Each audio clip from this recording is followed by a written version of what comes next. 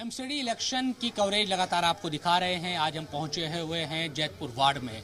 यहाँ की अगर बात की जाए तो कई तरह की समस्याएं यहाँ पर है। ख़ासतौर पर जो कालिंदी से लगता हुआ ये इलाका है, यहाँ सड़क का भी एक बड़ा मसला है। हालांकि एमसीडी के जो मुद्दे हैं, ख़ासतौर पर साफ़ सफाई, उन तमाम चीज़ों को लेकर इस पर भी लोग लगातार अपनी बातों को कह रहे हैं। क्या हालात यहाँ पर है और ज़मीन पर लोग इस बार क्या सोच रहे हैं इस चुनाव को लेकर, इन तमाम चीज़ों को लेकर बात करते हैं। तो चलिए मेरे साथ और देखिए ग्राउंड रिपोर्ट।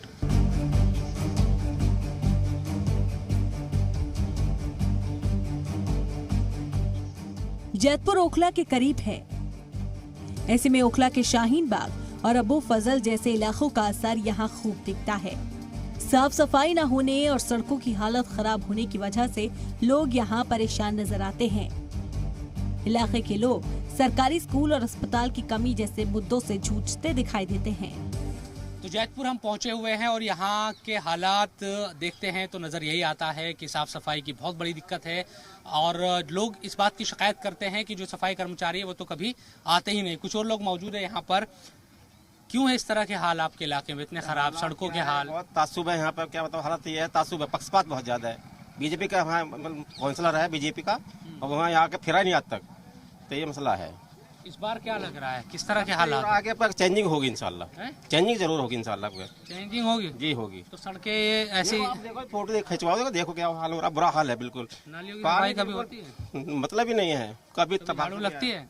झाड़ू का तो मतलब ना, नाली की सफाई, नाली की सफाई नहीं हो पाती। समीकरण तो बिलाल साहब अभी आए हैं, वो बहुत कांग्रेस आम आदमी पार्टी, कांग्रेस का तो बहुत यहाँ मजबूत है, बहुत अच्छे हैं। आम आदमी पार्टी का, आम आदमी पार्टी ही से उनका हो सकता है, कुछ टक्कर हो सकता है, लेकिन एक्चुअली आम आदमी पार्टी भी इनके टक्कर में नहीं है। ये यही विन करेंगे। कौन सी पार्टी आपको लग रही है कि बढ़िया यहाँ काम कर सकती है या कर रही है? कांग्रेस कर रही है। कांग्रेस? हाँ, कांग्रेस बढ़िया काम करती है। आप पहली बार देखे, शीला दीक्षित की सरकार थी, आश्रम में, भोगल में, एम्स के पास कितनी जाम लगी रहती थी। फ्लाईओवर का निर्माण उन्होंने किया। आम आदमी की सरकार हमारी कब 6-7 साल से होगी। एक गड्ढा कॉलोनी में गर्ल्स के लिए स्कूल नहीं है। जो शिक्षा सबसे बुनियादी चीज़ है वो होनी चाहिए। आप देखें, इतना बड़ा गड्ढा कॉलोनी है, पार्ट 2, एक स्कूल है वो भी अभी बना है।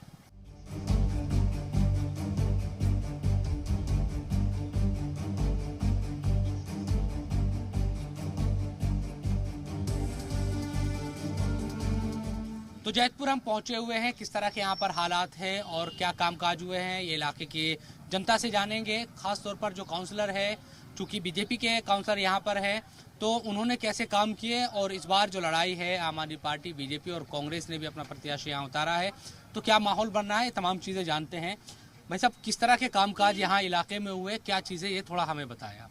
जी बिल्कुल, 5 साल में ये समझ लीजिए कि किसी नाहिए का कोई काम नहीं हुआ।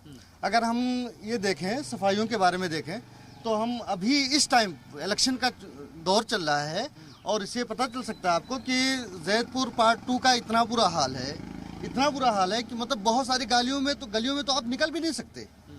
और यहाँ मैं जहाँ तक समझ पा रहा हूँ, 135 लोगों की सफाई की टीम है जो सरकारी तनख्वाहें ले रही हैं। सुविधाएं यहाँ मिल नहीं पा रही हैं। जैसे काउंसलर का जो काम है, काउंसलर कोई काम अपना कर नहीं रहा है। कभी यहाँ के कोई ब्लॉक में आप जाकर, किसी भी गली में आप जाकर पूछ सकते हैं, आज तक काउंसलर इधर आया ही नहीं है। और जहाँ तक कि कॉलोनी का जो हाल है, हम नहीं पहचानते कॉलोनी का जो हाल है यहाँ के नाइस पर्सन, लेकिन हम नहीं जानते कि